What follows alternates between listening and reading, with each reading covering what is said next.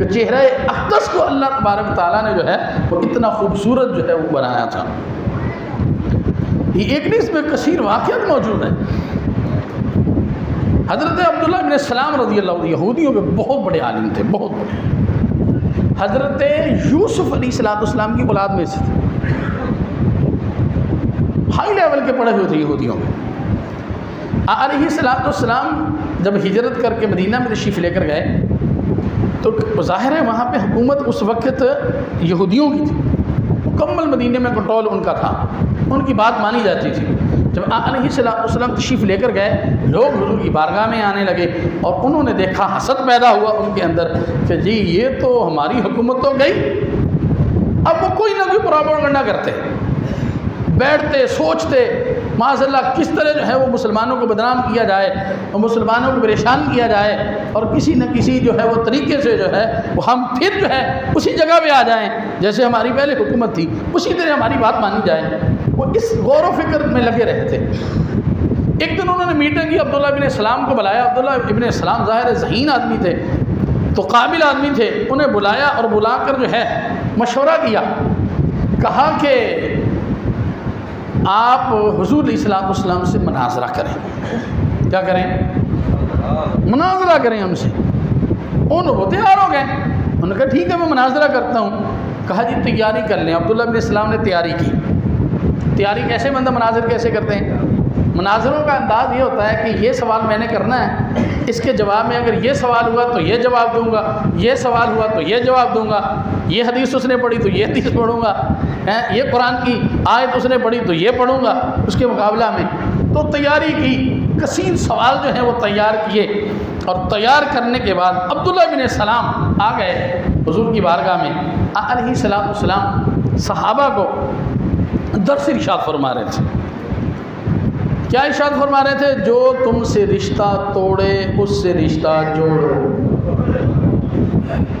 ایسے ہی ہم ایسے کرتے ہیں۔ اب تو توڑنے والی مشینیں موجود ہیں۔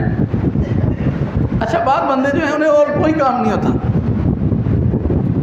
کوئی کام نہیں اور ہوتا ہے۔ اس سے بات سنی اس کے پاس کر دی جا کے، اس سے سنی آگے کر دی، اس سے سنی آگے کر دی، اس سے سنی آگے کر دی، دو چار اپنے پاس سے بھی لگائیں، لگا کر جو ہے وہ پورے خاندان کا جو ہے وہ تباہ و برباد جو ہے وہ کر دیتے۔ اسے اس کے ساتھ لڑا دیا، اسے اس کو شیطان نے کام کرنا تھا، اب بندے کر رہے ہیں۔ جو شیطان کا کام تھا نا وہ اب انسانوں نے سنبھال لیا ہے۔ وہ کہہ رہے جناب شیطان صاحب آپ آرام کریں، ہم کا کس لیے ہیں، آپ کا کام ہم کرتے ہیں۔ اللہ کے بندو جوڑو بھائی، جوڑو، توڑو نہ ہے۔ اگر کوئی بھائی ناراض ہے تو اسے بعض دفعہ یعنی احادیث میں یعنی صلح کرانے میں بہت سی جو ہے باتوں کی اجازت ہے، یعنی وہ آپ کے سامنے جو ہے وہ غلط بھی کسی کے بارے میں کہتا تو آپ نہ کہیں، اسے کہیں تیرے بارے اچھا گمان رکھتا ہے، ان کی صلح ہو جائے آپس میں، چہ جائے کہ آپ 5-10 اپنے پاس سے لگائیں اور لگا کر جو ہے وہ اور اسے بھڑکائیں اور وہ آپس میں جدا جدا بھائی ہو جائیں، اور ایسے ہو رہا ہے خاندانوں۔ تو بھائی ایسا عمل نہ کریں، یہ شیطانی کام ہے، شیطان کرتا ہے یہ کام۔ تو آپ جو ہے اگر شیطانی والے کام جو ہے وہ آپ نے کرنے ہیں تو پھر شیطان کو ضرورت ہے نہیں ہے محنت کرنے کی، وہ صرف بندے تیار کر لیے ہیں۔ اس لیے اس چیزوں سے بچا کر میرا علیہ السلام حدیث کا مفہوم ہے، انہوں نے فرمایا اچھی بات کہو یا خاموش رہو، اچھی بات کہو یا خاموش رہو، مسئلہ کوئی نہیں ہے، ضرور اس کی سنانی ہے، اس کو سنانی ہے، خاموش رہو، اچھی بات کہہ سکتے ہو تو کہو، ورنہ پھر خاموشی بہتر ہے۔ تو علیہ السلام شاہ فرما رہے تھے کہ جو رشتہ تم سے توڑتا ہے اسے جوڑو، اور جو تمہیں محروم کرتا ہے اسے عطا فرما۔ حضور کی بارگاہ میں ایک صحابی آئے کہ یا رسول اللہ یا حبیب اللہ میں فلاں جگہ پہ جاتا ہوں، وہ میری خدمت نہیں کرتے تو میں بھی ایسے کروں؟ علیہ السلام نے شاہ تو نہ ایسے کر، تو ایسے نہ کر، وہ آئے تو تو انہیں دے، تو ان کی خدمت کر، وہ نہیں کرتے ان کا عمل ہے، ہماری کیا کیفیت ہوتی ہے؟ اچھا میں گیا تھا پانی نہیں پوچھا، آئے گا تو پھر پتہ چل جائے گا، باہر ہی بیٹھے گا، اور ایسے ہوتا ہے۔